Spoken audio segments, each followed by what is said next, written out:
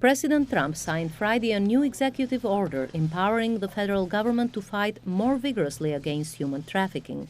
I've also prioritized increasing funding for anti-trafficking efforts in my 2021 budget, allocating $70 million toward enhanced prosecutions, and at the Department of Justice, we are spending $123 million towards supporting state and local efforts.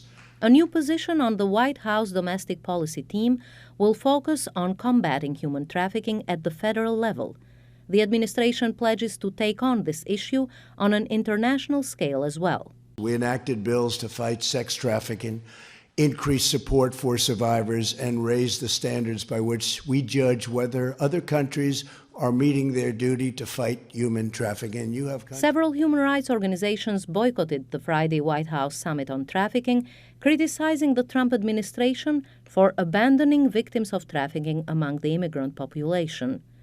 One of them, Refugee International, says in a statement that Trump immigration policies endanger victims of trafficking and erode hard-won protections for trafficking victims that were authorized by Congress and implemented over the past decade.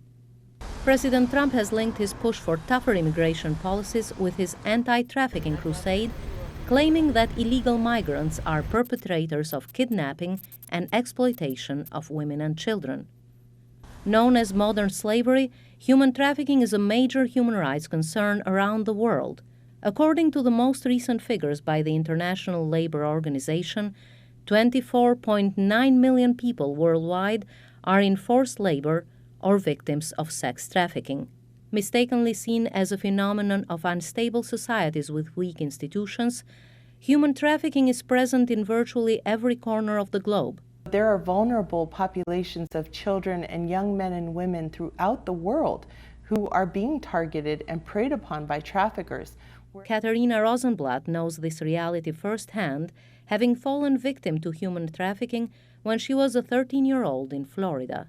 She now works as a survivor advocate and welcomes the new Trump initiatives as opportunities to raise awareness and bring about a bigger engagement against human trafficking. But she expresses concern that survivors were not given a more central role in decision-making. I would like to see more survivor voices involved and included in every single federal agency, because we have a part to play as well. In the next 6 months, federal agencies involved in anti-trafficking efforts are to present concrete proposals to implement the President's plans as laid out in his new executive order. Ardita Dunellari, VOA News, the White House.